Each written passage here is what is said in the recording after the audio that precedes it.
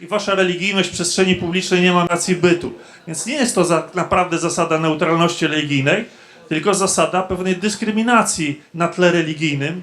Singapur, gdzie za porządkiem stoi kara śmierci albo kara chłosty. Mężczyźni i chłopcy są bici do nieprzytomności i takie rozwiązania są stosowane.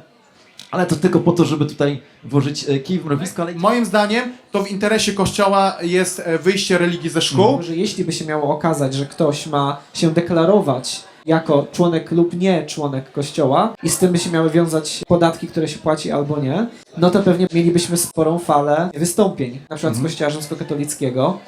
Wydaje się, że jeśli my tą etykę jednak odsuniemy, to dojdziemy do tej sytuacji, która była opisana, zdaje się, w filmie Miś. Nie mam pana palta. I co mi pan zrobi?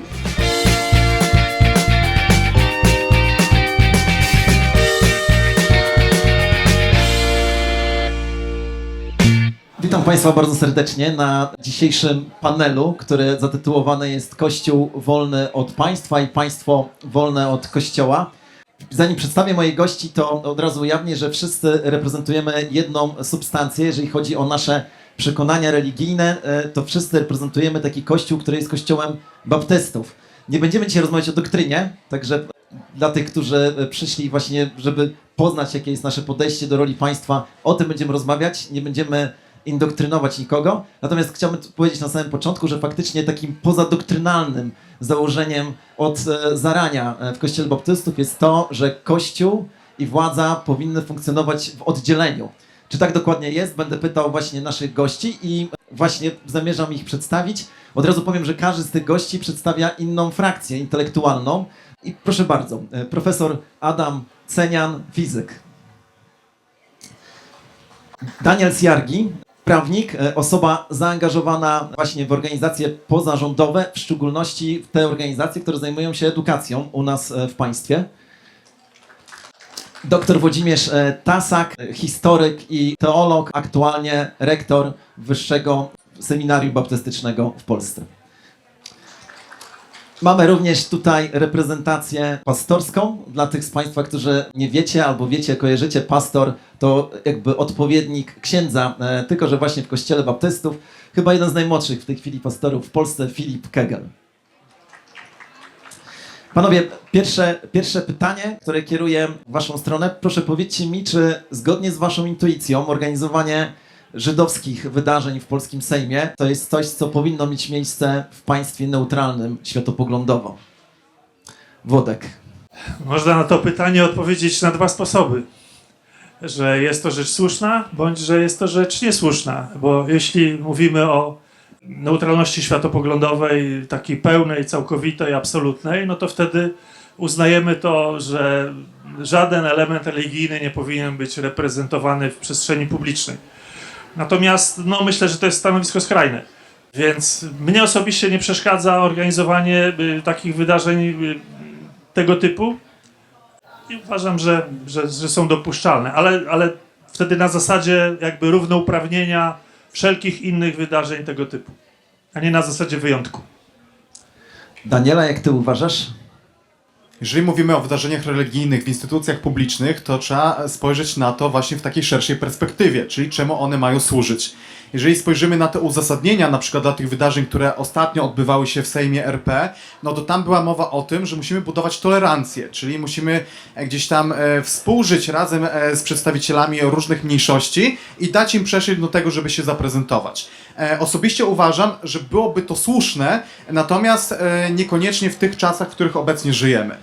To jest mój osobisty pogląd, że ileś tam lat temu, kiedy faktycznie trzeba było te różnorodności zaprezentować, to był właściwy kierunek. Natomiast teraz, ze względu na różne sytuacje społeczne, które często wprowadzają pewien sprzeciw większości społeczeństwa, myślę, że ponownie trzeba rozważyć, czy ten sposób budowania tolerancji, zaznajamiania różnych stron z poglądami mniejszości, czy on jest najwłaściwszy, czy może trzeba poszukać nowych formuł, które znowu będą właściwie realizowały te cele, dla których zostały stworzone. Adam, mam pytanie do ciebie. Czy uważasz, że funkcjonowanie takiej instytucji jak Fundusz Kościelny, czyli środki, które pochodzą z kieszeni podatników i kierowane są w stronę organizacji religijnych, czy w takim państwie jak Polska jest to ciągle uzasadnione? ponieważ jestem fizykiem, może nie będę mówił zgodnie z linią Kościoła, ale generalnie jestem przeciwny finansowaniu Kościoła przez państwo, tak samo jak jestem generalnie przeciwny lekcji nauczania religii w szkołach. Uważam, że Kościół powinien być niezależny, bo to jest bardzo ważna sprawa. Jeżeli bierze pieniądze, to się uzależnia, prawda? Znaczy ja uważam, że ta separacja Kościoła od państwa i państwa od Kościoła jest w jakimś sensie bardzo istotna, natomiast ona nie oznacza, że nie współdziałamy dla dobra mieszkańców. Czyli Kościół współdziała tam i robi coś dobrego, kiedy uważa, że to jest ważne dla danego społeczeństwa. I powiedziałbym sobie tak, państwo wykorzystuje często Kościół, tak? Znaczy to, co się działo poprzednio szczególnie, prawda, czyli uzależnienie wzajemne Kościoła od państwa i państwa od Kościoła, no to właściwie odbija się na dobru Kościoła i to za marne srebrniki, czy za mały udział we władzy, prawda, bo ta władza po prostu nie jest aż taka wielka. Chrystus powiedział, że moje królestwo nie jest z tego świata, prawda, czyli on zdawał sobie sprawę, że takie rozdzielenie powinno istnieć, ale Kościół powinien być znakiem dla tego świata przede wszystkim Bożego zainteresowania. Bóg interesuje się światem i to jest niezwykle istotne dla Kościoła, żeby tą wieść przekazywać. Dobrze, Adam, tutaj na razie przerywam, bo pytanie dotyczyło funduszu kościelnego. Jak rozumiem, podsumowując, uważasz, że państwo nie powinno w żaden sposób finansować działalności religijnej albo Ja kościelnej? powiedział, Kościół nie powinien się dać sprzedawać za marne srebrniki. O, rozumiem. Filip, ty jako pastor, jakie jest twoje oczekiwanie? Jak Kościół dzisiaj, nieważne czy Kościół baptystyczny, czy katolicki, czy jakiś inny, jak powinien się finansować? Czy ta idea, że państwo dofinansowuje między innymi twoją działalność, czy ona jest zgodna z twoimi przekonaniami?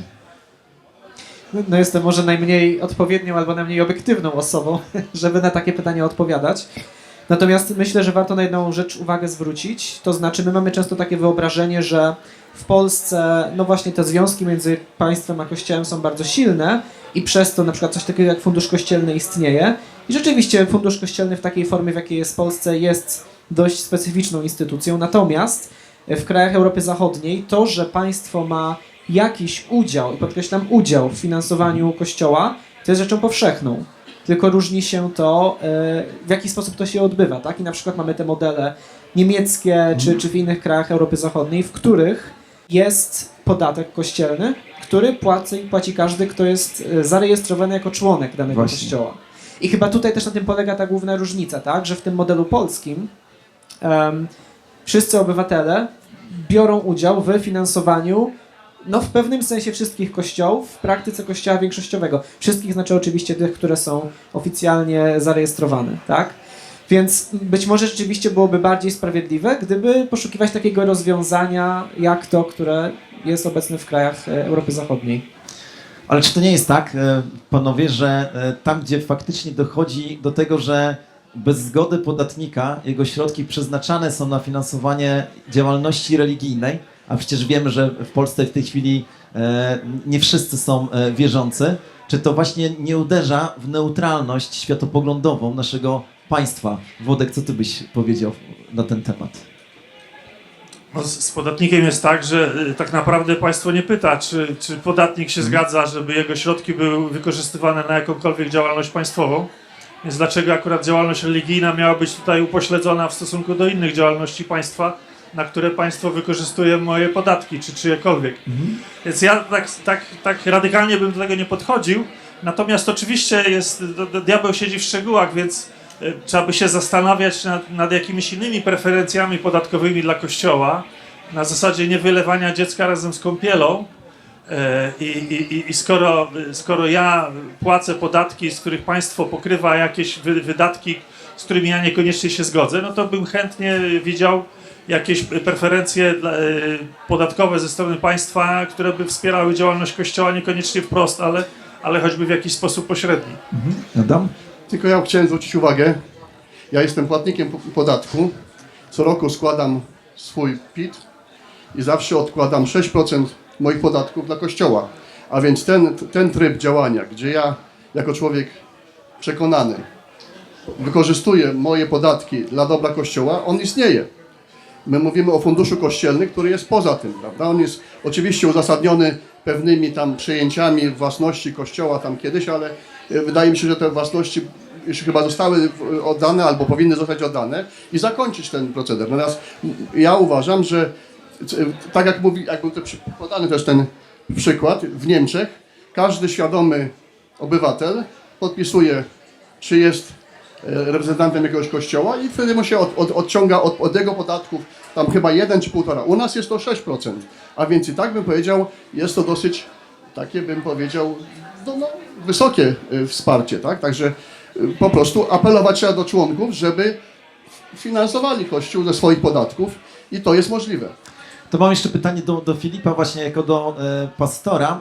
Jak kościoły protestanckie, na przykład Kościół Baptystów, finansują swoją działalność dzisiaj? No bo te środki, które pochodzą z funduszu kościelnego, no to dla tych Państwa, które nie wiecie, one są bardzo niewielkie. To jest częściowe pokrycie ubezpieczenia społecznego dla pracowników Kościoła Baptystów. A przecież Kościół, żeby funkcjonować, potrzebuje większych środków. Jak to się odbywa w praktyce w Polsce? No tak, w zasadzie zasadniczym źródłem finansowania jest ofiarność członków czy sympatyków tego kościoła. Zresztą tak jak sam Adam o tym mówił, że no, jest może bardziej naturalne, że ktoś, kto do tego kościoła należy, przeznacza swoje środki na to. No właśnie, i tutaj jeszcze wracając do wątku tego funduszu kościelnego, myślę sobie w kontekście polskim, to wzbudza niepokój, dlatego że jeśli by się miało okazać, że ktoś ma się deklarować jako członek lub nie członek kościoła, takiego czy innego, i z tym by się miały wiązać podatki, które się płaci albo nie, no to prawdopodobnie by się okazało, że duża część Polaków, która nominalnie czy formalnie przynależy do największego związku wyznaniowego, miałaby w związku z tym płacić jakiś podatek, ale mogłaby tego uniknąć, z tego kościoła się wypisując, no to pewnie mielibyśmy sporą falę, no właśnie, wystąpień, tak? Na przykład z Kościoła rzymskokatolickiego. No bo widzimy, że mimo, że 70% Polaków się deklaruje jako rzymscy katolicy obecnie, no to ci, którzy biorą udział tak z dnia na dzień w funkcjonowaniu tego kościoła, no to jest procent dużo mniejszy. Nie? Więc rzeczywiście rozumiem, że na przykład dla duchownych tego kościoła no, pojawiają się duże obawy o to, jak ten stan finansów będzie wyglądał. Nie? Jeżeli są kościoły mniejszościowe, takie jak nasz, no to zwykle poziom zaangażowania jest dużo większy, więc tutaj te obawy byłyby na pewno mniejsze. Jasne. Daniel, mam pytanie do Ciebie, ponieważ jesteś bardzo blisko właśnie tematów edukacyjnych. Jaki jest Twój pogląd na temat tego, czy religia dzisiaj powinna być w szkole publicznej ciągle prowadzona? To jest w ogóle ciekawe pytanie w moim kontekście, ponieważ oprócz tego, że ja jestem zaangażowany w działalność pozarządową w temacie oświaty, to ja jednocześnie jestem studentem katechetyki. I można by było powiedzieć, że w związku z tym zależałoby mi, żeby religia pozostała w szkołach, ponieważ od tego zależy moje zatrudnienie. Natomiast ja jestem stanowczo przeciw religii w szkole, z tego względu, że po pierwsze musimy zastanowić się, jaki jest cel obecnie realizowanych programów religii w szkołach i najczęściej to nie jest cel związany z pedagogiką religii. Tylko my tak naprawdę przygotowujemy uczniów do uczestnictwa w kulcie religijnym, co nie do końca jest powiązane ze świecką instytucją jednostki oświatowej. Z drugiej strony, od strony gdzieś tam mojego poglądu religijnego, patrząc na to, jakie są efekty nauczania religii w szkole, a patrząc na to, jakie są efekty uczenia w szkółce niedzielnej, gdzie uczeń sam musi przyjść do kościoła i funkcjonuje we wspólnocie, może obserwować też współwyznawców, no to efekty nauczania religii są dużo wyższe. Natomiast jeżeli chodzi jeszcze o kwestię przestrzegania prawa, no to dochodzi do różnych nieprawidłowości. Moja organizacja, Stowarzyszenie Umarłych Statutów, wydała w ubiegłym roku raport o prawach ucznia. To jest raport, który przedstawia między innymi taką dane, że ponad 50% uczniów spotyka się na przykład z automatycznym zapisywaniem na lekcji religię. O ile w danej miejscowości większość uczniów to są katolicy, to teoretycznie wszystko jest w porządku. Natomiast struktura społeczna, także pod względem religijnym, ulega zmianie. Mamy ateistów, tak, zadeklarowanych, ale na przykład w moim regionie, z którego pochodzę, a pochodzę z Podlasia, mamy na przykład bardzo dużo przedstawicieli prawosławia.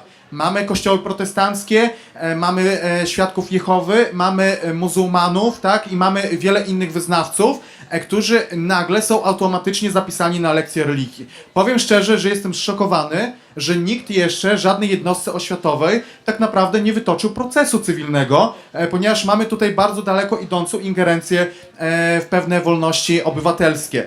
Więc religia powoduje w szkołach dużo problemu, dużo chaosu, dochodzi do tego trudność w organizacji też planu zajęć. Tutaj są te kontrowersje, dlaczego religia jest w środku zajęć, jeżeli większość osób na tę religię nie uczęszcza. A z drugiej strony są katecheci i dyrektorzy szkół, którzy mówią, że nie da się inaczej tego planu zajęć stworzyć i dochodzi do wielu różnych konfliktów. Tutaj, tak samo jak w poprzednim pytaniu, które było kierowane do mnie, musimy szerzej spojrzeć na ten aspekt społeczny, zobaczyć te zmiany i dostosować, tak, żeby i te instytucje publiczne, świeckie, żeby jakby były usatysfakcjonowane nową sytuacją, ale też z perspektywy Kościoła, żeby to był właściwy kierunek. Moim zdaniem to w interesie Kościoła jest wyjście religii ze szkół, żeby one odbywały się przy Kościele. Dopiero tam można tak naprawdę realizować cele nauczania religii. Daniel, użyłeś takiego określenia szkółka niedzielna. To jest hasło, które w środowisku baptystycznym jest znane, ale gdybyś tak w dwóch zdaniach powiedział, czym jest szkółka niedzielna dla tych, którzy mogą nie wiedzieć. Szkółka niedzielna jest po prostu nauczaniem religii w ramach jednostki kościelnej, czyli generalnie dzieci przychodzą w niedzielę do kościoła i tam wraz ze swoimi nauczycielami, odpowiednio przygotowanymi pedagogami po prostu uczą się tego, co jest istotne z perspektywy wiary, ale też szerzej świata w kontekście chrześcijańskim. Czasami występuje jako punkt katechetyczny i to, co ja tutaj jakby mówię, że widzę, że daje lepsze rezultaty, to jest właśnie przykład z Białegostoku, gdzie można porównać uczniów, którzy uczęszczają na obowiązkowe według ich rodziców, tak, lekcje religii w szkole, a inaczej jak uczęszczają po prostu do kościoła. Daje to zupełnie inne rezultaty, więc można zadać pytanie, dlaczego w takim razie Kościół nie chce pójść w tym kierunku, co jednocześnie pomoże też świeckiej instytucji szkoły, żeby ona faktycznie tą instytucją świecką była i zajmowała się tą edukacją w innych obszarach, a nie właśnie religii. Włodek, ty jesteś nauczycielem akademickim, ale też masz za sobą bycie nauczycielem szkolnym. Uczyłeś między innymi historii i pytanie do ciebie, czy uważasz, że w szkołach publicznych powinny być jakieś symbole religijne, na przykład krzyż w klasie, czy właśnie w takim państwie jak nasze powinniśmy wycofać coś, co zresztą jest postulatem już chyba coraz większej ilości stronnictw politycznych. Albo tak jak zrobili to we Francji. Trudne pytanie, bo na każde pytanie można odpowiedzieć poprawnie albo prawdziwie. Poprawna odpowiedź byłaby, że nie, że powinno się usunąć. Natomiast to co jest prawdziwe dla mnie, to ja bym powiedział, że wolałbym, żeby te symbole religijne zostały, ale żeby one były takimi symbolami niewyznaniowymi. To znaczy w naszym przypadku wiadomo, że chodzi o krzyże w rodzaju krzyża katolickiego, a nie w rodzaju ogólnego krzyża chrześcijańskiego, czyli wspólnego dla wszystkich chrześcijan. Więc wolałbym, żeby wisiał krzyż, zwykły, prosty krzyż, który jest symbolem chrześcijaństwa jako takiego, a nie krzyż z krucyfiksem, który jest symbolem Kościoła katolickiego.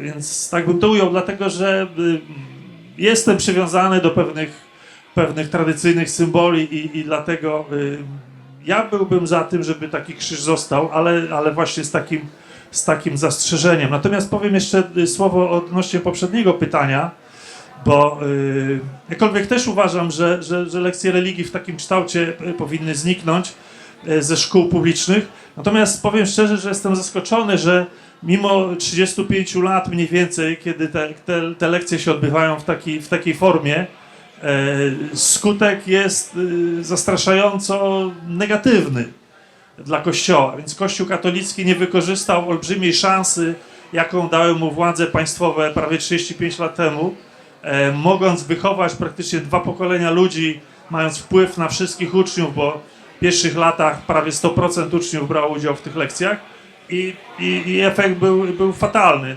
Dlatego chyba ten czas minął, ta szansa przeminęła, została niewykorzystana, więc chyba trzeba spróbować inaczej. Daniel, chciałeś coś dodać? Mnie to w kontekście krzyży bardzo denerwuje jedna rzecz, że rozmawiamy o tym, czy te krzyże powinny być, czy ich powinno nie być. A tak naprawdę, jeżeli chodzi o jakiekolwiek symbole, w szczególności symbole religijne, to warto by było rozważyć, co na ten temat ma do powiedzenia społeczność szkolna.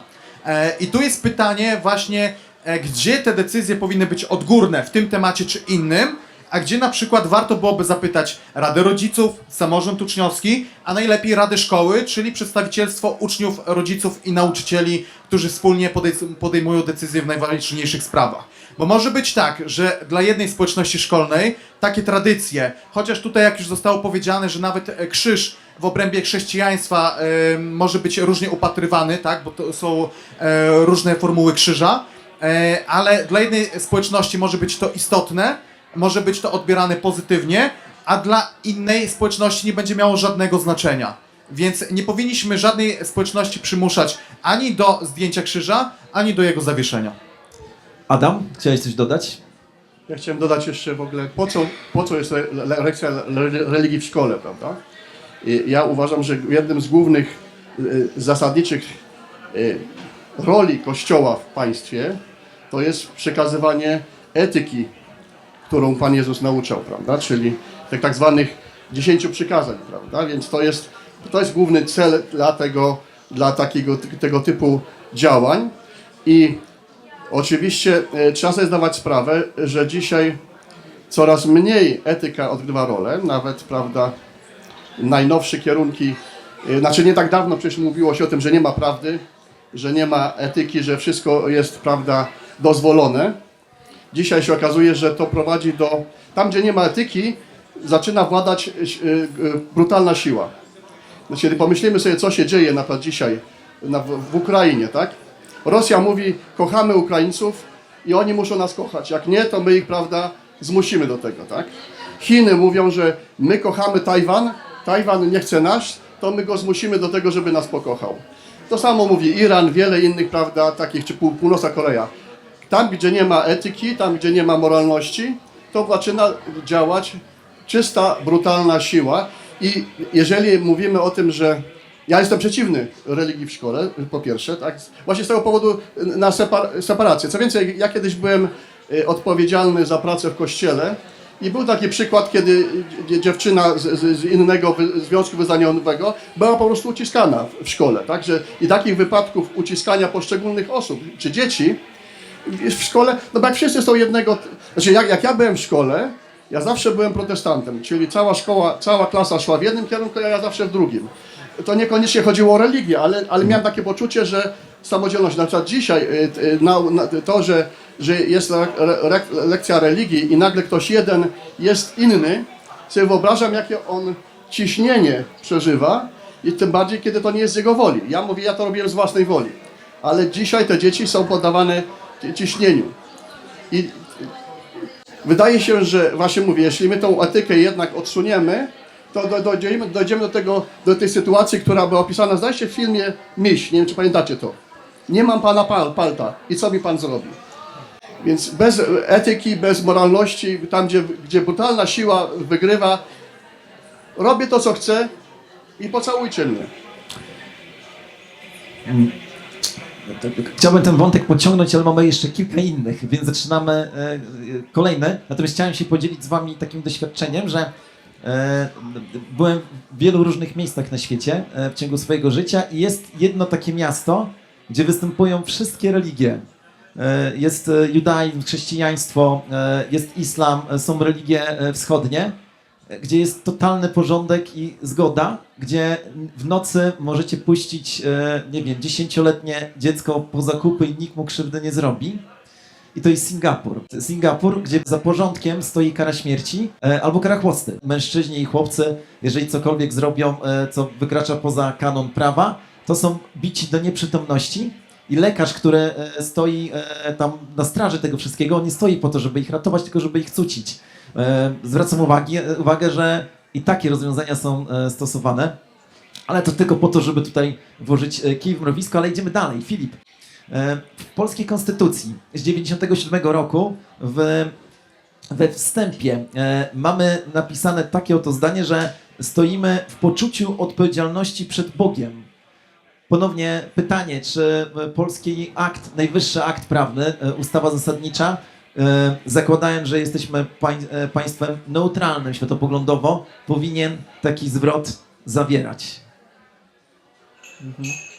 Oj, no to jest bardzo trudne pytanie.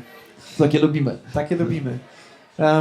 Dlatego, że neutralność światopoglądowa, mam wrażenie, zawsze mówimy o niej w kontekście czegoś. To znaczy, toczy się jakiś spór światopoglądowy, czy spory w społeczeństwie i wobec tych sporów państwo mówi, pozostaje neutralne.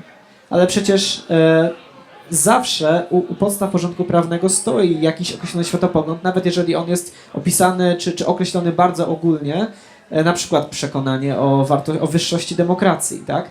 Jest to część jakiegoś światopoglądu. Przekonanie o tym, że wszyscy ludzie mają prawo do życia, do godności, do wolności i tak dalej. Jest to jakiś światopogląd. I państwo współczesne również nie może być neutralne wobec tych kwestii, tak? Więc zawsze się pojawia pytanie, do jakiego stopnia, do którego miejsca tę neutralność ma sięgać, a gdzie już pewne określone wartości muszą być założone na wstępie. I ja bym tutaj, chyba podobnie jak w temacie krzyży na ścianach, chociaż bliska mi jest refleksja Daniela o pytaniu lokalnej społeczności, bym szukał takiego złotego środka, to znaczy ani tego krzyża na ścianie tu czy tam, ani tej wzmianki o Bogu w Konstytucji, ja bym nie postrzegał, a przynajmniej uważam, że nie powinna tak być postrzegana, jako mająca związek z określonym systemem wyznaniowym, z określoną instytucją, nawet myślę, no patrząc na tę wzmiankę o Bogu, z określoną religią, bo to jest bardzo ogólne, tak? Ale że jest możliwe, aby rozpoznać to, że no właśnie nasze wartości jako społeczeństwa, jako narodu, nawet jako cywilizacji, one nie wzięły się znikąd. One są wynikiem pewnego procesu historycznego i chrześcijaństwo, czy system judeo-chrześcijański, mówiąc szerzej, odegrał rolę pierwszoplanową w tym. Nie? I także ten krzyż może być symbolem nie tego, że państwo jest powiązane z jakimś konkretnym kościołem, co myślę, że byłoby głęboko niewłaściwe, ale tego, że rozpoznajemy wkład właśnie tej tradycji, tak, na której my się opieramy. I w związku z tym, no właśnie, wracając też do myśli o tej brutalnej sile, nie? Czego ostatecznie symbolem jest ten krzyż? No tego, że ktoś, kto stoi w centrum jako władca, okazuje się, nie narzuca swoje poglądy siłą, ale oddaje swoje życie, pozwala się zabić. Nie? I jeżeli taki wzór rządzenia, taki wzór wartości, taki wzór siły czy władzy jest postawiony w centrum kultury, w centrum cywilizacji, niekoniecznie jako symbol stricte religijny, to myślę, że jest to coś, z czego no, ja jestem zadowolony. Nie mówię nawet tylko jako pastor, po prostu jako obywatel.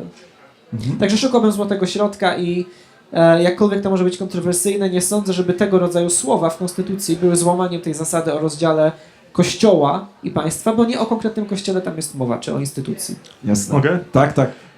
Ja tak trochę może z perspektywy historycznej chciałbym dodać dwie kwestie.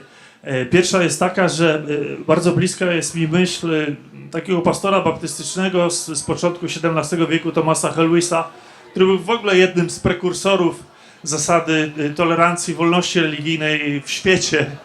W tamtych czasach nikt o tym nie myślał. I Thomas Helwis stał na stanowisku, że nie powinno się prześladować nikogo z powodu jego przekonań religijnych. I nie chodziło mu tylko o to, że nie powinno się prześladować nas, baptystów, ale on mówi, że w Anglii XVII-wiecznej nie powinno się prześladować także katolików, ani muzułmanów, ani Żydów, czyli przedstawicieli w ogóle innych religii, także, czy wyznań, które były prześladowane jakkolwiek. To jest jedna rzecz i to jest mi bliskie, na zasadzie, że wszyscy powinni mieć jakby równe prawa, ale to znaczy, że powinni mieć pewne prawa. Natomiast obawiam się, że zasada neutralności światopoglądowej polega na tym, że wy, którzy jesteście religijni, musicie zrezygnować ze swoich praw, natomiast my, którzy nie jesteśmy religijni, zachowujemy swoje prawa do niereligijności. Natomiast wy, religijni, musicie zrezygnować z tego, że jesteście religijni i wasza religijność w przestrzeni publicznej nie ma miejsca i nie ma racji bytu. Więc nie jest to naprawdę zasada neutralności religijnej, tylko zasada pewnej dyskryminacji na tle religijnym, dyskryminacji jednej strony, bo co traci na zasadzie neutralności religijnej postawa niereligijna? Nic nie traci. Natomiast postawa religijna traci wszystko, co ma. Więc dlatego ja nie jestem takim do końca zwolennikiem tak rozumianej neutralności religijnej, chyba że sobie ją inaczej zdefiniujemy, że będzie zabezpieczała prawa i jednej i drugiej strony. Natomiast obawiam się, że w tych sytuacjach, tych akcji zdejmowania krzyży i tego wszystkiego jest to bronienie jednych, ale atakowanie drugich. Więc nie jest to neutralność.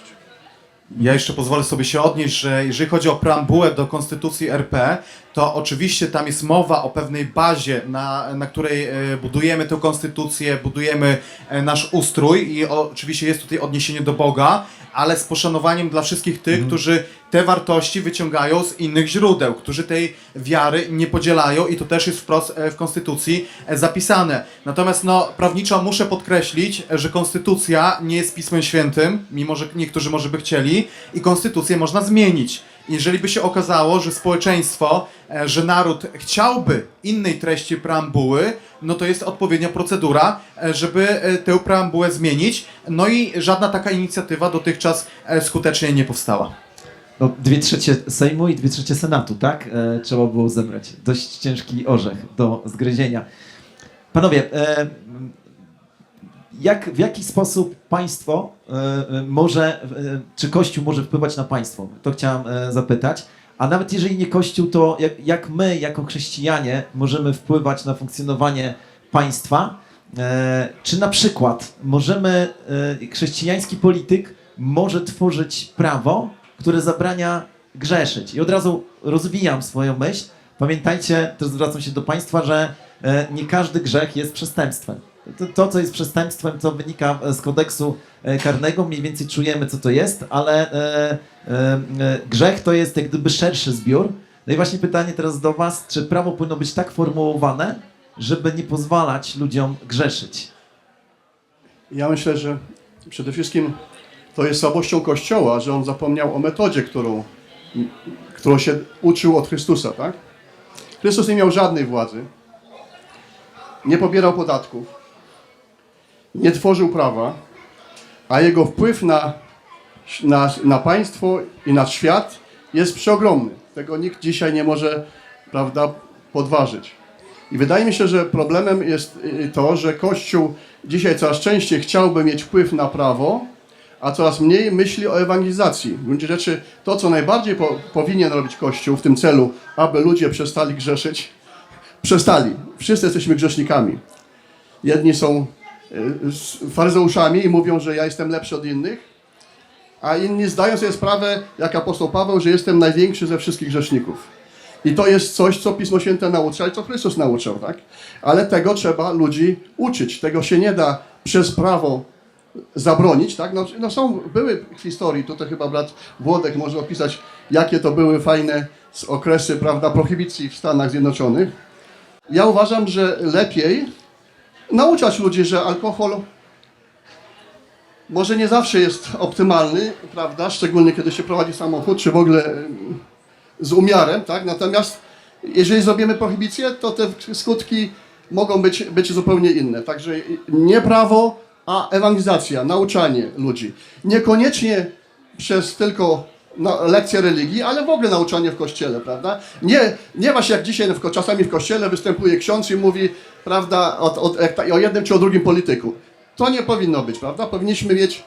Powinniśmy mieć bardziej związane rzeczy z religią i z nauczaniem etyki, tak? Moralności, a przede wszystkim nauczaniem, co to jest Ewangelia. Ewangelia jest mocą Bożą ku zbawieniu każdemu, który wierzy, a szczególnie grzesznikom. Przyjdź do Jezusa i to jest coś, co jest najważniejsze w Ewangelii. Tego powinien Kościół nauczać. Jeżeli tego nie naucza, to żadnymi prawami nie zmieni tego narodu.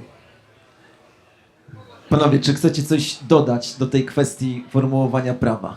No to ja może dodam, więc jeśli chodzi o kwestię grzechu w kontekście stanowienia prawa, to tak naprawdę z mojego punktu widzenia, kiedy patrzę jakby jako teolog, to największym grzechem, jaki człowiek popełnia, jest grzech odwrócenia się od Boga i nieuznania Go jako Boga. Więc w takim zakresie nie możemy stanowić prawa, które zmusza ludzi do tego, żeby wierzyli w Boga i stosowania jakichś sankcji za to, że nie będą wierzyli w Boga. Absolutnie nie. Natomiast popularnie grzechem nazywamy też to, co jest wystąpieniem przeciwko moralności. No i w tym momencie jakby nie mam problemu, żeby żeby to, co uznamy za niemoralne, tylko wtedy rodzi się pytanie, jaką musimy osiągnąć zgodność w stosunku do tego, co uznajemy za niemoralne, żeby to było ścigane prawem. Natomiast tak naprawdę większość zapisów dekalogu jest ścigana prawem we współczesnym prawie, no bo zarówno zabójstwo, jak i kradzież, jak i kłamstwo, jak i A cudzołóstwo? cudzołóstwo w pewnych systemach prawnych też było karane. Tak. Już dzisiaj nie. Tak. Natomiast kiedyś tak. I tutaj dlatego się zawahałem, bo musielibyśmy jakoś się zgodzić lub nie co do kwestii, które wchodzą w skład tej moralności. I to jest kłopot. Tutaj się zacznie kłopot. Natomiast tak czy owak musimy zdać sobie sprawę, że prawo publiczne też się stosuje do pewnych zasad moralności chrześcijańskiej, czyli wywiedzione jest z pewnych zasad moralności chrześcijańskiej, tylko że rzeczywiście przykład cudzołóstwa jest tu obrazem tego, że gdzieś tam powoli się wycofujemy z tych zasad i tych rzeczy może być z czasem mniej. Natomiast nie widzę żadnego problemu, żebyśmy walczyli o kwestie, które są z moralnego punktu widzenia ważne dla społeczeństwa, aby je w systemie prawnym utrzymać jako te, które prawo będzie ścigało ich naruszanie. Ja bym tutaj wrócił do tej myśli, która już jakiś czas temu padła w kontekście myślicieli baptystycznych, na przykład z XVII wieku, którzy mówili o tym, że jeżeli w ogóle mówimy o grzechu, czy szerzej o wierze, no to wiara nie jest czymś, co można człowiekowi nakazać. To znaczy można mu nakazać pewne praktyki albo trzymanie się pewnych zasad postępowania, ale nie można nakazem sprawić, że człowiek będzie w coś wierzy, prawda? Więc dla tych myślicieli baptystycznych i ruch baptystyczny tutaj odegrał ogromną rolę. Także na przykład w kształtowaniu się systemu amerykańskiego, taki rozdział Kościoła od państwa. Te baptyści mieli spory wkład. No właśnie, rolę w tym, aby zauważyć, że te sprawy należy oddzielić. Z drugiej strony, tutaj się pojawia problem, powiedzmy, pojęciowy. Co to właściwie jest grzech? Bo mam wrażenie, że dzisiaj często w naszej kulturze o grzechu myśli się w taki sposób, że no jest to takie pojęcie, którego używają na przykład duchowni czy teolodzy i to jest takie złamanie pewnego kodeksu, który sobie ktoś wymyślił, który mógłby być zupełnie inny, troszeczkę tak jak na przykład kodeks drogowy. Tak? Jest pewna zasada, że na tym terenie obowiązuje takie ograniczenie i za złamanie tej zasady obowiązuje pewna kara. Natomiast z perspektywy takiej teologicznej czy chrześcijańskiej grzech jest po prostu złem. Mówiąc krótko. I teraz pojawia się pytanie, no dobrze, to w jakim stopniu prawo powinno to zło regulować czy ograniczać. I na przykład, o ile z jednej strony jak najbardziej sądzę, że powinien być ten rozdział, to znaczy państwo nigdy nie powinno nikogo do wiary zmuszać, to jednocześnie warto zauważyć, że było bardzo wielu działaczy baptystycznych albo szerzej protestanckich w historii, którzy doprowadzali do tego, że różne zmiany miały miejsce, zostały wprowadzone i pewne rzeczy, które dzisiaj uznajemy za oczywiste, przedtem wcale takimi nie były, ale stały się właśnie w wyniku tych procesów. Przykłady. Rozdział Kościoła od państwa, to o czym powiedziałem chwilę temu, no to właśnie myśliciele baptystyczni XVII wiek. Zaczęło się w Wielkiej Brytanii, w Holandii, potem przede wszystkim rozwijało się w Ameryce. Inny przykład, William Wilberforce, który w wieku XIX walczył z handlem niewolnikami w Imperium Brytyjskim. I to, że poświęcił kilkadziesiąt lat życia jako parlamentarzysta, starając się doprowadzić do tego, żeby ten handel był zniesiony, było bezpośrednim wynikiem tego, że on miał określone przekonania na temat wartości człowieka, każdego człowieka, bez względu na pochodzenie czy status społeczny, i te przekonania były zakorzenione w jego chrześcijańskim zrozumieniu świata. Nie? Jeszcze inny przykład, coś co eksponujemy na naszym stoisku, czyli Martin Luther King, który również pastor baptystyczny, o czym może często się zapomina, walczący jako główna postać ruchu praw obywatelskich, czyli walczący z segregacją rasową w Stanach Zjednoczonych. Więc gdyby ich spytać, czy oni walczyli z grzechem, czy oni dążyli do tego, żeby prawo powstrzymało grzech, oni by zdecydowanie potwierdzili. Nie w każdej postaci oczywiście, ale nie można o tym zapomnieć. Te rzeczy nie wzięły się znikąd. One były bardzo często owocem właśnie chrześcijańskiej wizji świata.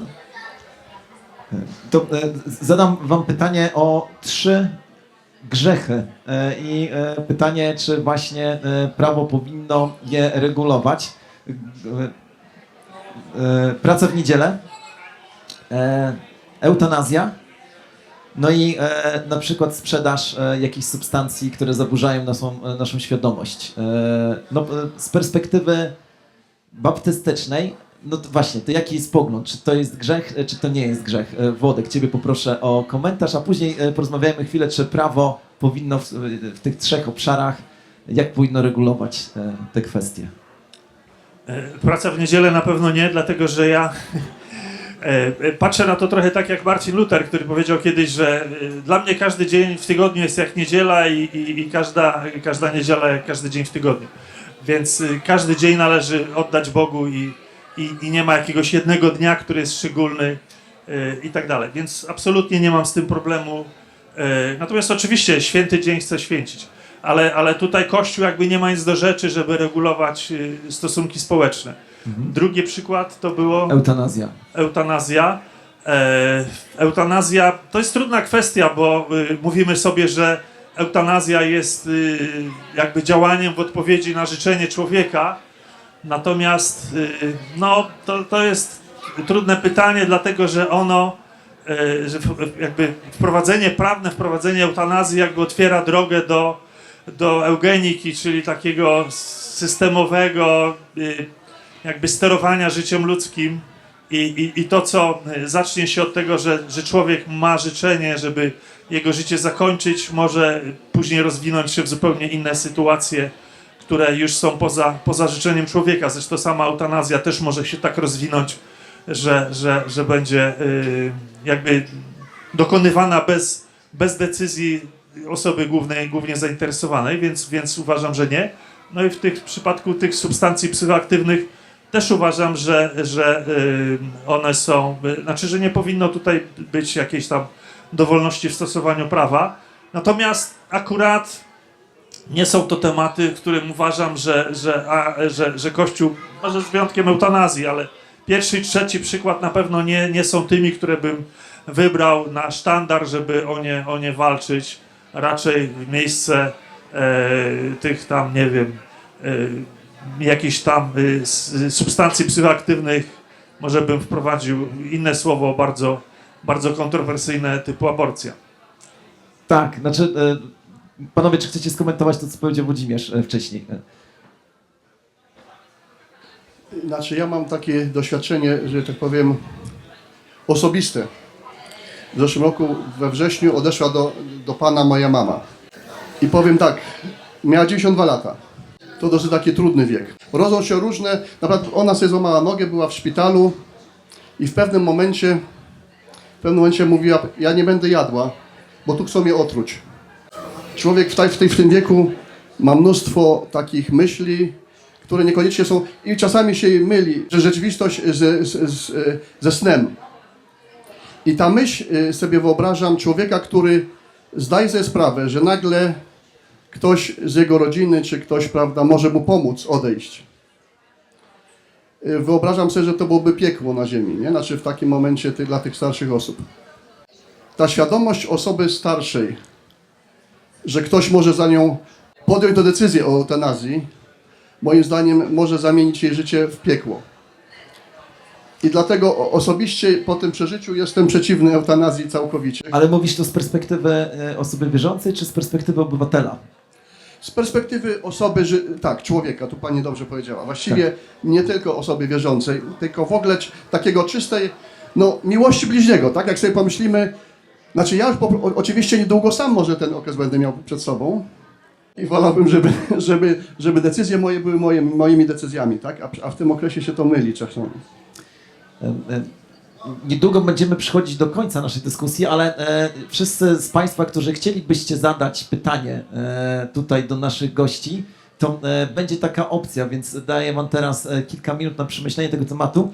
A ty, Daniel, chciałeś dalej skomentować ten temat. Czy tutaj myślę, że warto w kontekście właśnie roli Kościoła, tak, zastanowić się nad tym, gdzie jest ta granica, że o pewnych rzeczach można mówić. Moim zdaniem Kościół, podobnie jak inne organizacje, które są legalnie zarejestrowane w Polsce, mają prawo wypowiadać się czy w kontekście eutanazji, czy w kontekście aborcji, czy w kontekście nawet takich rzeczy jak na przykład używki. Chociaż z używkami tutaj jak najbardziej się zgadzam, że to nie jest temat, który jest jakoś szczególnie istotny z perspektywy Kościoła, bo możemy wejść w głęboką dyskusję na przykład o marihuanie, czy ona jest bardziej szkodliwa niż na przykład papierosy czy alkohol i poglądy będą przeróżne, ale jednak obecnie pogląd dominuje taki, że nie jest szkodliwa, więc ją zalegalizujmy.